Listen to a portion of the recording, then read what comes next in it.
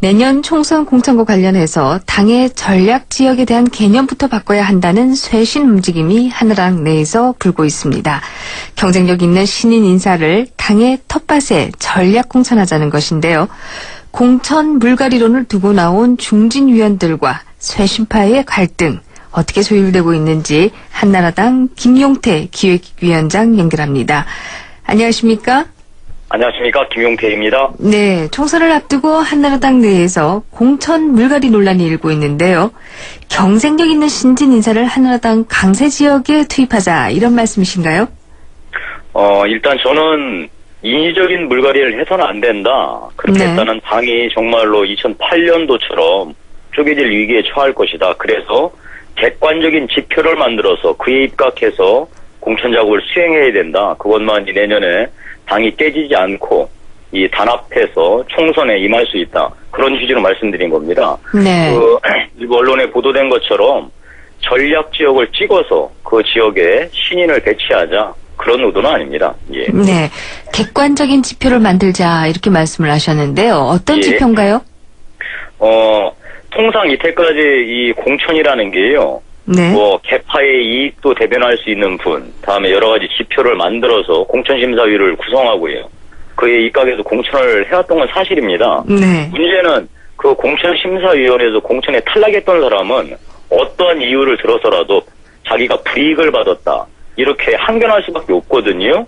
그래서 저는 이것을 이제 지표를 만들자고 주장하는데요.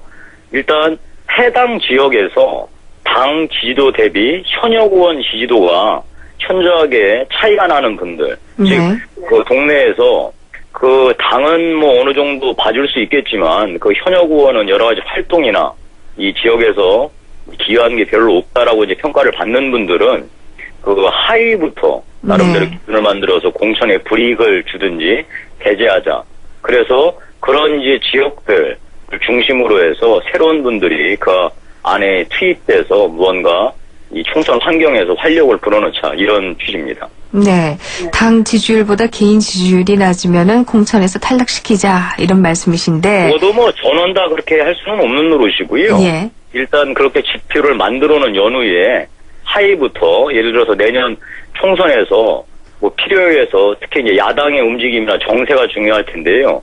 한나라당 내에서도 큰 변화가 필요하다면 그 하위부터 이 변화의 폭을 크게 가져가야 할 것이고 굳이 그렇게까지 할 필요는 없다면 이제 변화의 폭이 줄겠죠.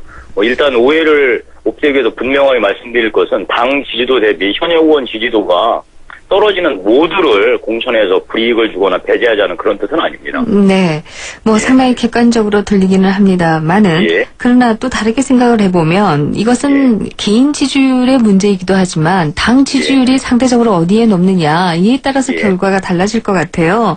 예. 그렇다라고 한다면 주로 영남권이나 또 서울 같으면 강남 3구 이 지역이 당 지지율이 굉장히 높은 곳이니까 이 지역의 의원들이 손해를 보지 않겠는가 이런 생각도 해볼 수 있을 텐데요. 그 말 자체가 어폐가 있습니다. 네. 당 지지도가 해당 지역에서 높으면 현역 의원 지지도도 높을 가능성이 높은 겁니다. 당연히. 안 그렇겠습니까? 그 특정 지역에서 특히 이제 이거를 우리가 뭐 정치권에서는 속칭 여러 가지 이제 당이 어려운 지역 뭐 제가 속된 말을 써서 뭐하지만 자갈밭이라고 부르는 곳에서는 당 지도가 낮으면 현역 의원이 아무리 열심히 해도 이 현역 의원 지지도 낮게 마련입니다. 제가 이제 드리고 싶은 말씀은 뭐냐면 통상 이때까지 네. 당에서 공천만 받으면 현역 의원 뭐 경쟁력과 관계없이 된다. 이러한 소위 신화나 이런 프리라이더는 이제 없애야 된다는 거죠. 네. 그래서 그 해당 지역에서 정말 얼마나 필사적으로 열심히 일해서 지역 주민들로부터 평가를 받느냐. 그 기준에 의해서 공천을 해야 한다. 그런 뜻입니다. 네. 그러나 한편에서 재선 의원들의 경우에는 이 중진들이 좀 역할을 해야 되는 것이 아니냐라고 하는 소위 중진 역할론을 들고 나오고 있는데요. 이에 대해서는 어떻게 보시는지요? 저는 선수가 많거나 나이가 많다고 일괄적으로 물갈이를 해서는 안 된다는 입장입니다. 오히려 거꾸로. 금방 제가 제시한 이 지표만이 인위적인 물갈이를 막을 수 있는 객관 지표다. 즉, 그 선수가 많고 나이가 많다고 하더라도 지역에서 그 해당 국회의원이 정말 잘하신다. 동네에 기여도 크시고 정말로 겸손하게 지역 주민을 받든다라고 평가를 받으면 당연히 공천을 해야지요. 네. 그런데 뭐 초선이라고 해서요. 그 지역에서 여러 가지 활동 내역도 미미하고 주민들로부터 평가를 받지 못한다면 그분이 아무리 초선이고 나이가 상대적으로 젊다고 해도 그냥 공천을 해서는 되겠습니까? 저는 지금까지 통상 한나라당이 물갈이하면 덮어놓고 나이 많으신 분, 다음에 선수가 높으신 분, 특정 지역을 이렇게 찍어서 물갈이를 하는 게 오히려 더 큰 문제가 됐었다는 거죠. 네. 그런 그게 말고 나이, 선수 이런 거와 관계없이 지역에 관계없이 해당 지역 주민이 그 지역 국회의원은 안 되겠다라고 하는 바로 그 평가 하나만 갖고 공천을 하자는 것입니다. 네. 그러나 지난 18대에도 객관적인 지표를 사용하겠다 이런 얘기를 했었기 예. 때문에 예. 과연 객관적인 지표라는 게 정말 제대로 작동할까라고 하는 우려도 있고요. 또 다른 한편에 있어서 지난 18대 같은 경우에도 예. 소위 친박 학살 공천이 있지 않았습니까? 예. 이 때문에 개파간에 있어서도 상당한 우려가 있지 않을까 이런 예. 생각도 들거든요. 그래서 그거를 방지하자는 것입니다. 18대 국회도 물론 공천심사위원회 그 특히 외부에서 오신 분들 훌륭하셨습니다. 네. 그분들도 나름대로 기준을 갖고 공천을 하셨는데요. 그 공천에서 탈락하신 분들이 개파 불이익을 받았다고 주장하면서 대거 당을 이탈하지 않았습니까? 네. 그래서 일대 혼란이 빠졌고요. 저는 그래서 제가 제시한 방법이 이 객관적으로 여러 그 공천을 신청하셨던 분들이 수용할 수 있는 최대 공약수가 아니겠느냐. 네. 물론 다른 좋은 방법이 있으면 저도 당연히 그것을 검토하고 수용해야 한다고 생각합니다. 문제는 제가 내년 우리 공천에서 한나라당이 공정하면서도 변화의 폭을 담보할 수 있는 솔루션을 네. 제시했으니까 이 솔루션을 넘어서는 더 좋은 방법이 있으면 논의해서 채택을 해야 되겠죠. 네. 그런 차원에서 제가 말씀을 드리는 겁니다. 네, 그러나 또 한편으로 생각하면 이런 것도 생각해 볼 수 있을 것 같습니다. 개인 지지율을 본다라고 한다면 결국은 의정 활동보다는 지역구 활동을 열심히 한 분들이 개인 지지율이 높아지지 않겠는가. 예. 그렇다라고 한다면 국회의원들이 국회는 등한시하고 지역구에만 자꾸 내려가 있지 않겠는가. 이런 예. 우려도 한번 해볼 수 있을 것 같은데요.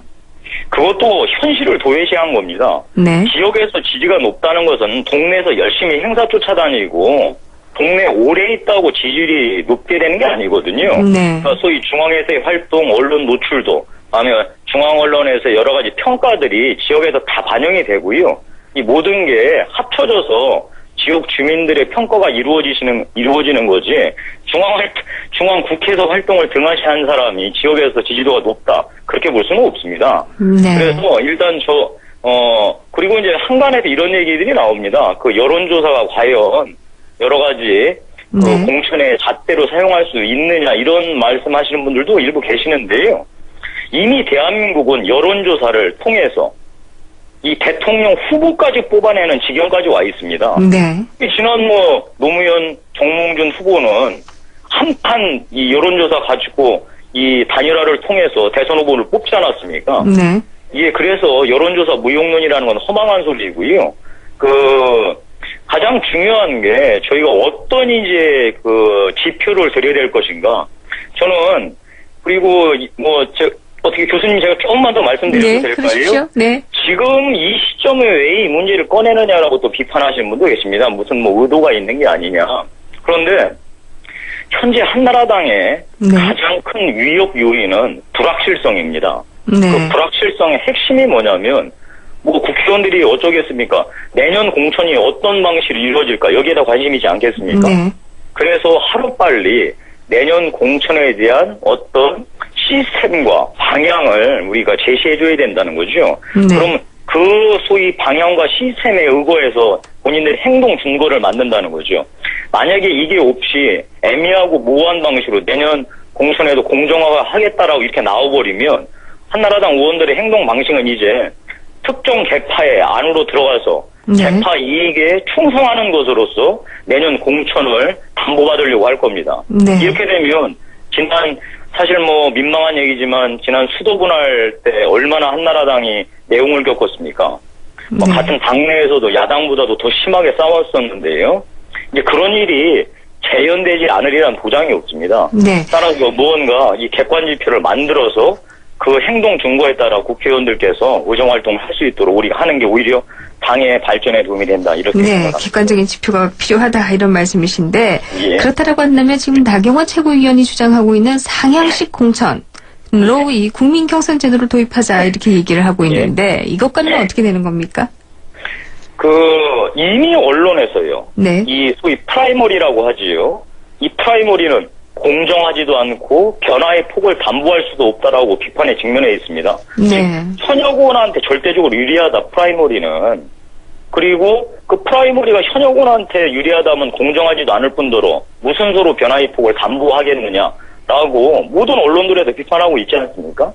그래서 저는 프라이머리 그 정신을 버리자는 뜻은 아닙니다. 네. 그러나 그것이 기고선이 돼서 오로지 그것만이 공천의 핵심 시스템이 돼야 된다고 주장하는 건 옳지 않다는 겁니다. 네. 그래서 일단 변화의 폭을 담보할 수 있는 것. 그래서 제가 이제 제시한 방향, 일반 해당 지역 주민들의 의사를 반영해서 무언가 변화의 폭을 담보할 수 있는 소위 이제 그 토대를 만들자는 거죠. 그런 연후에 이 프라이머리 정신을 존중해서 나머지 지역에서 프라이머리를 하는 그런 그 현역 프리미엄을 일종 정도 걷어낸 연후에 프라이머리를 하는 방안을 이제 찾아야 된다는 거죠. 네.